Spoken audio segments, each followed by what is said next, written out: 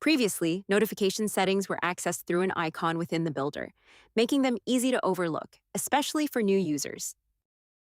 Now they have a dedicated notifications tab inside the builder, ensuring you can quickly find and manage notification preferences.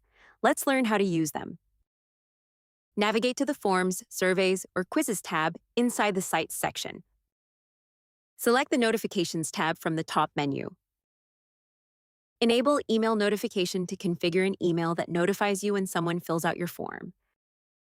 Or enable autoresponder to send an automated email with a copy of the form they filled out. This intuitive placement allows you to manage submissions effectively, providing proper prioritization, giving a responsive experience to customers, and keeping your team in the loop.